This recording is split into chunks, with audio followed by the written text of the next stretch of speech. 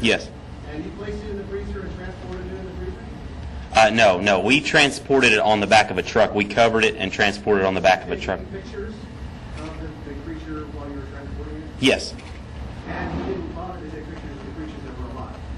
Yeah, they have also been filmed as well. Oh, they have? Yeah, that's what you're gonna in the future will be released shows. How did you transport the creatures into the Manpower. We had some. We just dragged it out of the woods. It took us a long time. We had to stop and rest along the way, but we got it done. With all these cameras, with all these people here, why not show us now the photographs? There's been. We'll disperse one of each for you. Okay? What about the video footage? How large is the creature? How much do you think it weighs? 7 feet 7 inches tall. Okay? The footprints were in excess of 16 inches long. Okay? But I want you to understand, they did not want to give these photos out.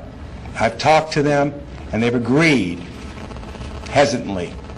But they're going to do it out of respect to me and to the scientific community and to you people here.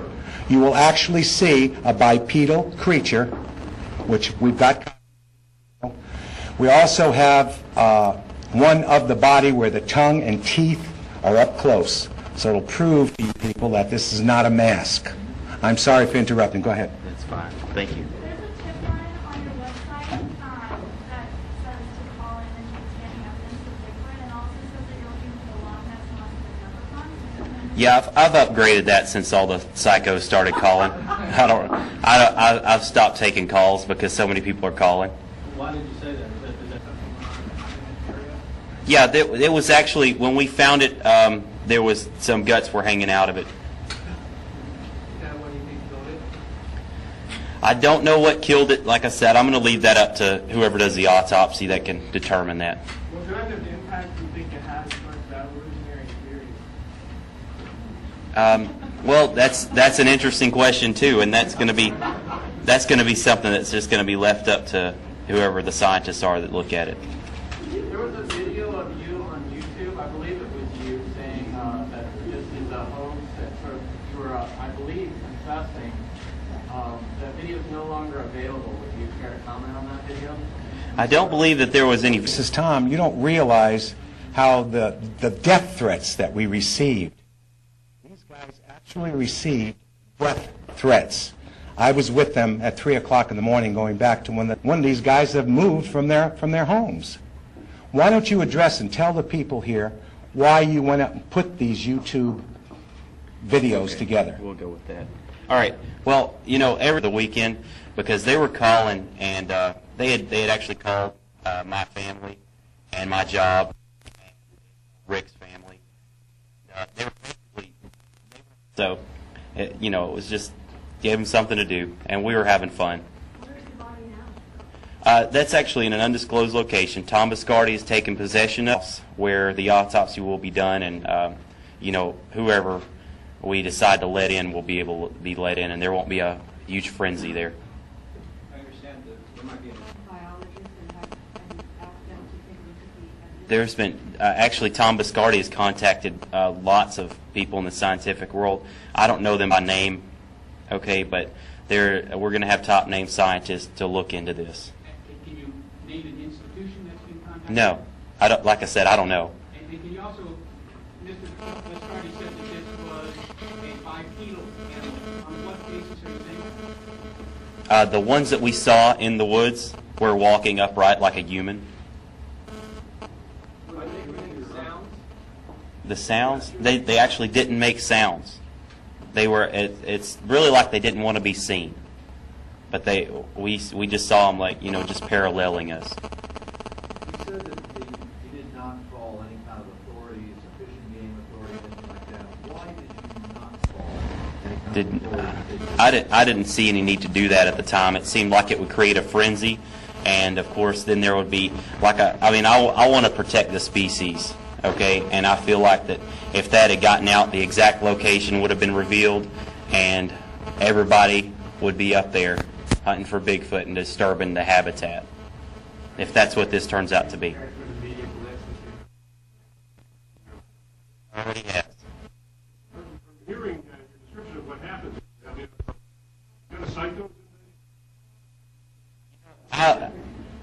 you know, and the thing is that I look at it both ways. Maybe they're not just into the Bigfoot thing. Maybe they're just stalkers who think that they can get part of television or something, or be a part of something.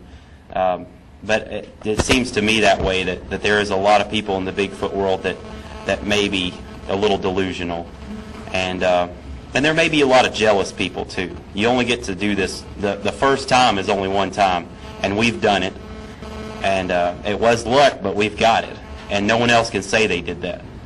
Can you tell us from your side of things how Mr. Piscardi got involved? Yeah, it's pretty much like what he said.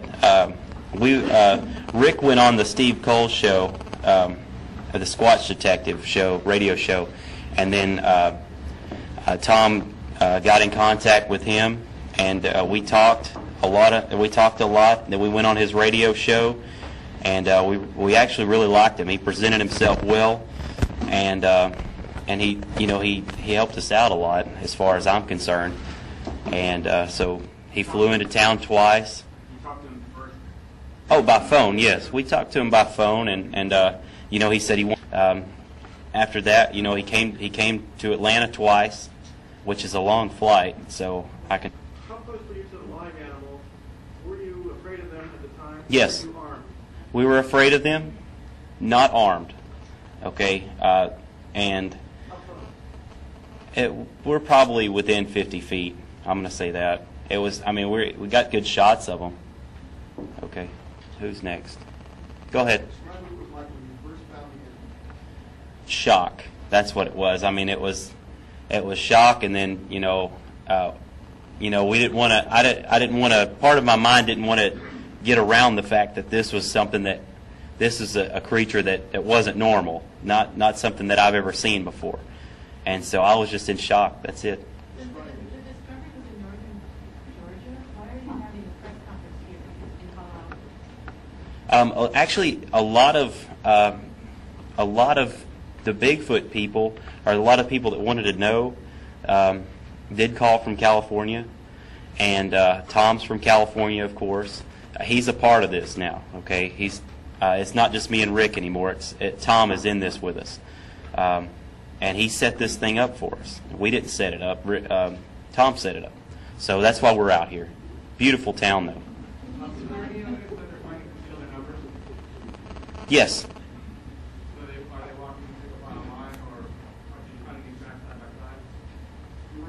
Oh, you're talking about the Bigfoots. Like I said, we weren't tracking them. We didn't track them. We got what we got, and we didn't hang around there. Well, of course, it smells like something dead. But I mean, for this, go ahead. I'd like to address that question for you, okay? Until we really know, okay, what these things are, all right, we have to get out there and try to capture one. We're not saying that we're going to keep it in captivity like most of you people do.